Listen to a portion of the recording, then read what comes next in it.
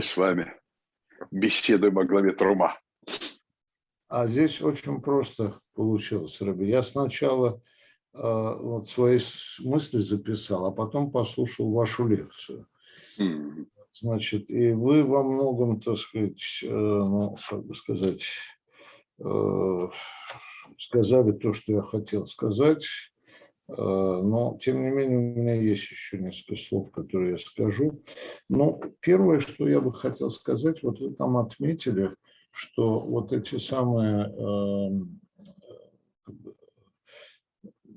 вот эти инструкции по построению мешкана, значит, вы сказали, что это арифметика. Все-таки вот в моем понимании это уже высшая математика. Арифметика была до того. Там вот в прошлый раз мы как-то обсуждали по той главе, где вот это, там суммируются эти самые люди в коленах и так далее, и так далее. Вот то была арифметика. Здесь это уже высшая математика, конечно. И, честно говоря, когда я читал позавчера эту главу, вы знаете, я вдруг как-то подумал с сожалением, что я очень нерукодельный человек, так сказать. Вот, если был бы рукодельный, вот взять и все это воспроизвести, причем это известно, что воспроизводилось, ведь вот там и чертеж, даже в этом в Торе Плауга есть чертеж, как это выглядело и так далее. Но все равно было безумно интересно вот прямо идти по вот этим самым инструкции это и воспроизвести, это было бы безумно интересно, но это я это не могу делать, так сказать, вот. Теперь вот давайте это самое перейдем к тому, что, значит, вот вы сказали очень правильную фразу, что освещается время, не место, так сказать, да, и храм надо строить внутри себя. Вот это вот, собственно, главная мысль. Я сейчас буду ее как бы в каком-то смысле объяснять. А смотрите, вот на самом деле я еще задумался, что вот святилище в старом смысле, да, в смысле Древнего Египта, допустим, да, какие святилища были? Фигуры фараонов, да, фигуры там этих самых богов, высеченные в огромных размерах там из скал и так далее, и так далее. Ведь всего же этого нет, ничего. И это не потому, что, так сказать, что это сейчас мы кочевой народ. Ведь можно было бы сказать, закончить, скажем, таким образом. Сейчас так, а вот когда вот перейдете к оседлому образу жизни, там, сделаете там, вот эту скульптуру там, высотой в 50 метров. Нет, вот нет этого, так сказать. И вот я вот здесь, когда читал, вот, собственно, что я хотел сказать, это именно храм внутри себя. Смотрите, прямо вот перевод, который это даже подчеркнуто в комментариях, значит, 25:8 пасук. И пусть сделают они мне святилище, и буду обитать среди, а версия внутри их.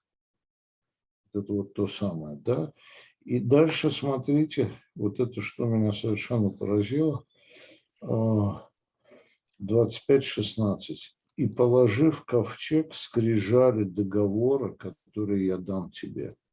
То есть положив ковчег, на самом деле инструкции правильной жизни, нового миропорядка. Понимаете? И дальше 25:21.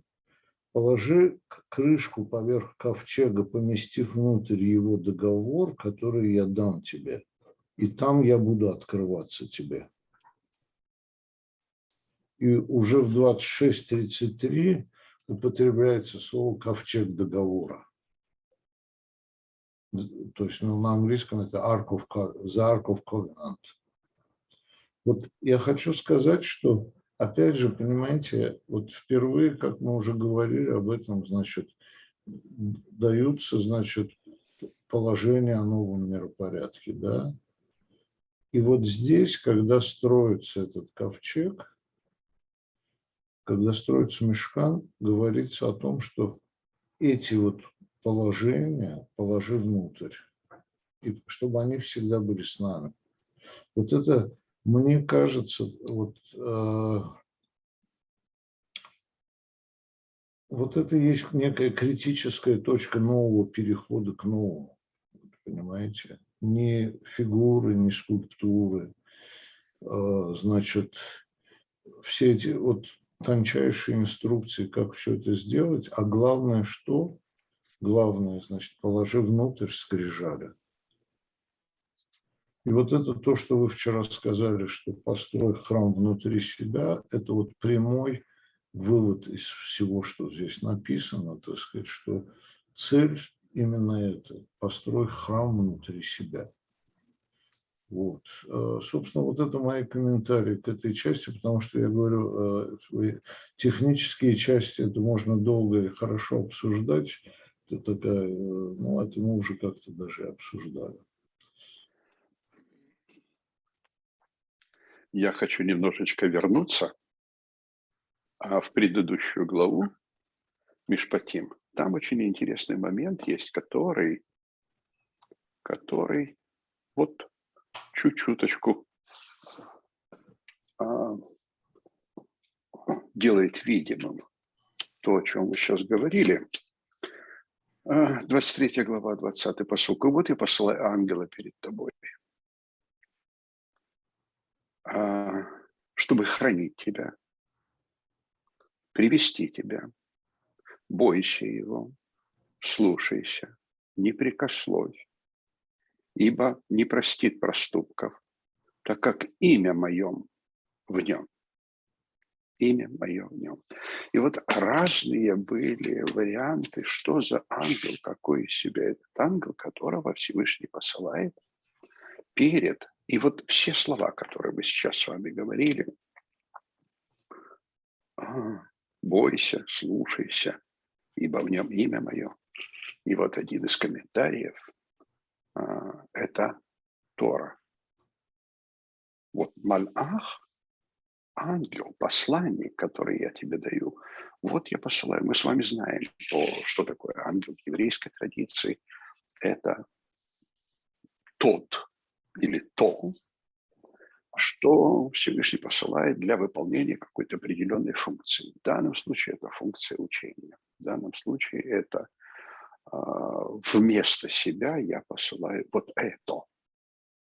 И вот, как вы говорите, что никаких изображений, ничего нет. Текст, в котором имя Бога, Тора, это один из вариантов, но очень красивый. Текст, в котором имя Бога, бойся его, слушайся его, ибо в нем мое имя. И вот теперь получается, что, в общем-то, картинка, зачем нужен мишкан, поскольку Всевышний не может в него поместиться ни в каком виде, у него нет такого атрибута, как пространственное, он бесконечен, но ангела вполне-таки вместить может. И мы говорили о том, что это символизм, что это, так сказать, потребность человеческая, воплощенная, и в то же время функция очень простая. Дополнительная функция – это хранилище Торы, это хранилище. Эдут написано здесь. Эдут – это свидетельство. Ну вот свидетельство, которое Бог засвидетельствовал свой брит, свой завет с народом Израиля.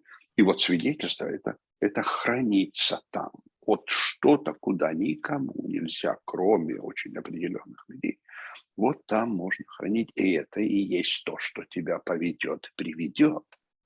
И если ты будешь его слушаться, хорошая, очень красивая идея, тогда получается, что да, таки физический шатер должен быть в то время, в те времена, в древние священные шатры были не только у еврейского народа, еще у других какие-то. Они переносили свои какие-то святые вещи. В отличие от них, в отличие от Песелей, то есть скульптур, которые перевозили и ставили потом в этот священные шатры, у нас это только текст, только текст плюс атрибуция, которая там для того, чтобы обслуживать этот храм и для того, чтобы символизировать то-то, то-то, то-то и то-то. Разные вещи и время, в том числе время, как и колено Израиля, это 12 хлебов. Это все символика. Это все символика приложения, приношения к Эдут, к ангелу, который может идти впереди. И вы помните, когда мы с вами брали Ерехо, священники несли ковчег, и за ними шел весь народ. Вот священники шли, трубили, народ кричал. То есть это был ангел, который помогал. Ну, конечно, в нашем таком понимании, надо понимать символически, не буквально, но вот содержание эдута, содержание брита, содержание учения, которое дает Бог, в нем имя, и для него нужен особое место. Нельзя его в сумке носить, нельзя его, так сказать, с пренебрежением к этому относиться, потому что там имя. Вот поэтому мы с вами до сегодняшнего дня, когда остаем свитки Тора, мы поднимаемся. Когда проходят свитки Тора, мы сопровождаем их взглядом и касаемся, если это рядышком. То есть уважение к имени, которое заложено в этом тексте. Не к кусочку пергамента, не к вышитой ткани, не к палочкам. Нет, там имя. И вот это вызывает огромное И вот уважение. тот факт, что там эти вот скрижали, значит, это что? Это действительно, вот, понимаете, это новый миропорядок вообще вот на все времена, так сказать, новый. Как можно это в сумке носить, так сказать, это действительно должно быть, это вот, но это действительно был, для меня это вот, понимаете, это переломный момент, вообще говоря, цивилизационно, так сказать, для всего человечества. И вот понятно, что это действительно должно было быть выделено. Но смотрите, вот это выделение, я говорю, какое, да, вот это не сделай там, я не знаю, там 20 квадратных километров места, чтобы все там на коленях ползали к этому месту, так сказать, а вот сделай небольшое место, да, уважительно все, и вот, значит, положи туда вот эти самые скрижали, так сказать, и вот, да. Это, конечно, да. И вот эта фраза, что я оттуда буду к вам являться, ну, я сейчас точно не воспомню. Да, над крыльями, над крышкой ковчега, оттуда я буду говорить с вами. А я буду открываться тебе. Это вот открываться именно в смысле вот этого, ну, вот этих новых, цивилизационно новых идей, так сказать, вот прежде всего, понимаете? Что вот это должно быть внутри тебя, и когда ты придешь ко мне вопрошать там что-то, так сказать, вот тогда ты получишь, может быть, вот эту еще толику вот этого, так сказать, дополнительного знания. Так сказать. Вот это великая вещь вообще, конечно. Да, конечно. И в буквальном смысле открываться, мы с вами знаем это по истории, по нашей истории, имею в виду, комментарии начальные, Сифрей, отличается от... Мы не знаем предыдущих комментариев, мы не знаем комментариев, там, например, 5 века, 6 века. Так, какие-то отголоски Хахамим Амрим, имеется в виду, кто-то из мудрецов сказал, а мы просто знаем это из традиции. Потом появляются люди, которые высказывают свое мнение, и все они отличаются. Хахамим Амрим уже по-другому немножко понимается времена Гамлиеля. И позже средневековые, ранние средневековые, более поздние средневековые комментарии, хотя они подхватывают из старинных высказываний что-то, то есть традиция какая-то существует, все равно открывается новый смысл, открывается новая галаха. И поэтому вот такое открытие. Я там буду открываться, но не имеется в виду, что есть точка, где она открывается. Точка в самой Торе заложена, там имя Бога. Вот оттуда открывается. И мы читаем, и каждый раз либо иллюстрацию новую находим, это мидраш какой-нибудь Агада, либо новое постановление как-то поворачиваем, что это галаха, которая вот чуть-чуть вот можно изменить на основе предыдущих размышлений, но все равно мы можем сказать, что она открывается. До сегодняшнего дня Ну, правда, очень, очень современно звучит. Ну, в общем, можно зайти в интернет и посмотреть современные респонсы. Это то, что, вот, если можно сказать, продолжение эпохи Шарлотт Вачулот, вопросы и ответы. Так вот, современные респонсы существуют. Во всех течениях иудаизма существует респонса, то есть проблемы у всех возникают в связи с изменившимися обстоятельствами и условиями, возникает галахическое решение или агоническое какое-то там интересная интерпретация или иллюстрация, как я уже говорил. Ну, в общем, он до сих пор открывается. Вот там, из этой точечки, из этого, как вы говорите, небольшого пространства, которое... Рэбби, знаете, как это самое всегда детям говорил, что представьте себе, что это какое-то огромное, неимоверной красоты здание, но вы всегда видите его вот с этой точки. А если вы уйдете чуть на 50 метров в сторону, уже другой вид. Еще 50 метров, еще другой вид. Вот. И это вот прекрасное здание, можно ходить и ходить, ходить и ходить, и эти виды, так сказать, а потом еще же, знаете, как там при разном освещении, вечером или утром, в облаках. Ну, вот это вот бесконечное такое открытие, бесконечное наслаждение, вот, проникновение в смысл, так сказать. Вот. Как мы Мане помним, Уранский собор в полдень, вечером, утром, один и тот же, одна и та же точка, одна и та же, просто другие обстоятельства, другое освещение, это уже другая картина и совершенно другое впечатление. Вот. Ну, в данном случае сравнивать, конечно, трудно, но это, да, открывается. И я все время повторяю, мне очень нравится один из комментариев, они гея, то есть я буду таким, каким буду, в том смысле, что я буду таким, каким вы сможете меня понять.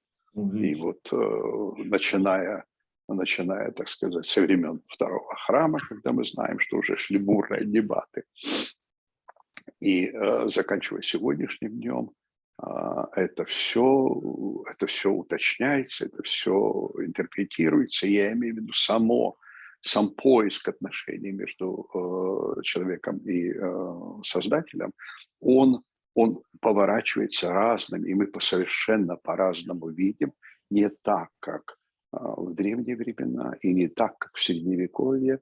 Мы видим в том числе наши отношения, как они складываются. И, ну, в общем, можно говорить там о тяжелых временах, которые у нас такой немножечко болью отзывается. Ну а когда они были легкими? У еврейского народа легких времен не было. Как, наверное, и у любого. Поэтому, да, мы каждый раз переосмысливаем наши отношения. Это тоже открытие. Да, это тоже именно, что мы все время вот это вот в разных ситуациях мы все это переосмысливаем, и вот то позитивное, то, что там заложено, понимаете, вот сколько же можно, это неисчерпаемое просто вот кладезь вот позитива такого, неисчерпаемое просто, потому что каждый во все времена, во всех ситуациях мы оттуда что-то извлекаем. И смотрите, это больше, чем 2-3 тысячи лет. Вот.